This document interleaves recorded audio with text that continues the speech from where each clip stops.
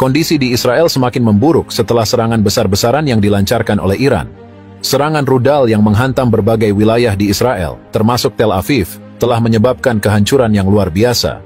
Bangunan-bangunan hancur, infrastruktur lumpuh, dan ribuan warga Israel tewas atau terluka akibat ledakan dan kebakaran yang terjadi di seluruh kota. Di tengah kepanikan dan kekacauan, warga Israel mencoba menyelamatkan diri dengan cara-cara yang tidak terduga. Salah satunya dengan melarikan diri ke sungai-sungai dan pantai.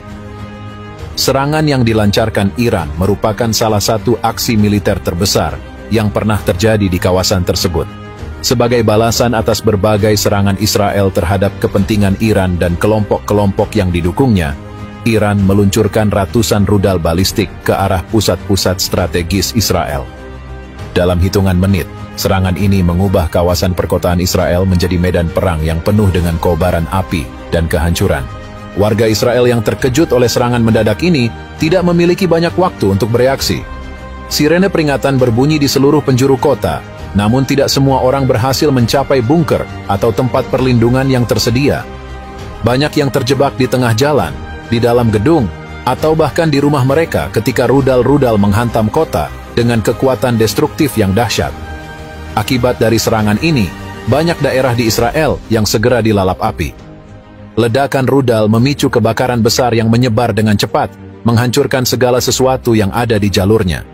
Jalanan dipenuhi puing-puing bangunan, kendaraan yang terbakar, dan reruntuhan, sementara asap hitam tebal mengepul dari berbagai sudut kota.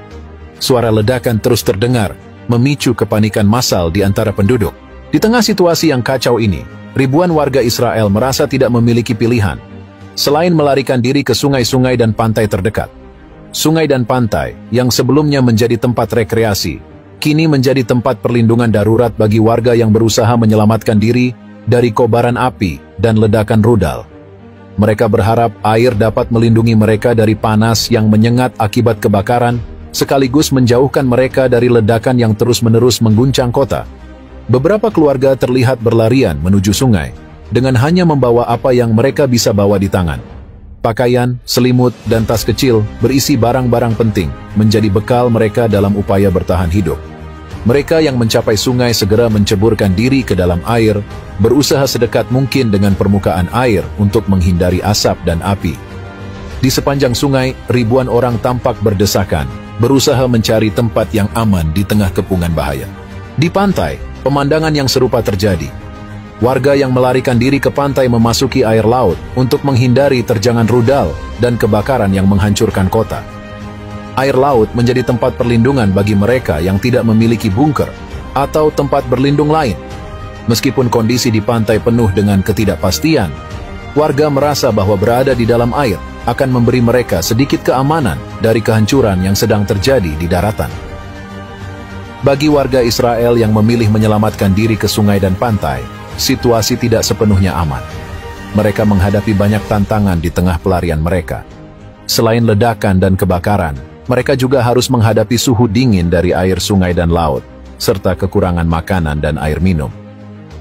Dalam keadaan darurat ini, banyak dari mereka yang hanya bisa bergantung pada insting bertahan hidup mereka sendiri. Di beberapa lokasi, pasukan penyelamat dan militer Israel mencoba membantu evakuasi warga yang terjebak di area-area berbahaya. Namun, dengan skala kehancuran yang begitu besar, tidak semua orang dapat segera dievakuasi. Banyak jalanan yang hancur sehingga sulit bagi kendaraan penyelamat untuk mencapai lokasi-lokasi yang paling terdampak. Ini membuat upaya evakuasi menjadi lambat, sementara warga yang berada di sungai dan pantai harus terus berjuang untuk bertahan hidup.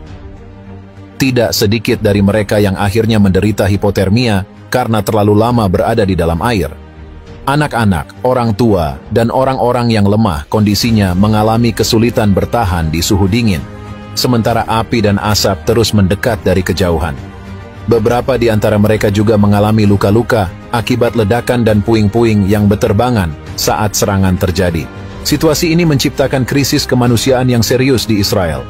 Ribuan orang kehilangan tempat tinggal mereka akibat serangan, sementara yang lainnya kehilangan anggota keluarga dalam serangan rudal yang brutal ini. Fasilitas kesehatan kewalahan dengan jumlah korban luka-luka yang terus bertambah, sementara suplai medis semakin menipis.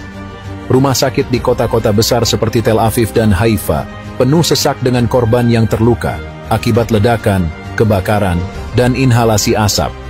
Banyak yang membutuhkan perawatan segera, tetapi sumber daya yang ada terbatas membuat tenaga medis bekerja tanpa henti. Pasokan listrik di banyak daerah juga terputus, memperburuk situasi karena rumah sakit harus beroperasi dengan generator cadangan yang tidak selalu cukup untuk menangani kebutuhan yang begitu besar. Di sisi lain, pasukan militer Israel yang biasanya berada di garis depan kini juga harus memfokuskan upaya mereka untuk melindungi warga sipil. Mereka bekerja keras untuk mengevakuasi orang-orang dari daerah yang paling terdampak dan memastikan bahwa jalur-jalur evakuasi tetap terbuka.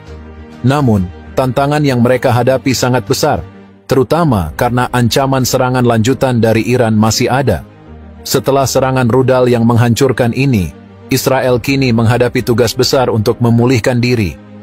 Kerusakan infrastruktur yang begitu parah membutuhkan waktu yang lama untuk diperbaiki, sementara ribuan warga yang kehilangan rumah mereka perlu tempat penampungan dan bantuan darurat. Meskipun situasinya sangat sulit, ada harapan bahwa masyarakat internasional akan berperan dalam membantu Israel bangkit dari kehancuran ini.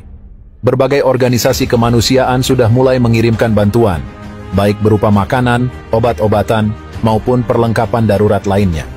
Di samping itu, upaya rekonstruksi juga mulai direncanakan, meskipun tantangan yang dihadapi sangat besar.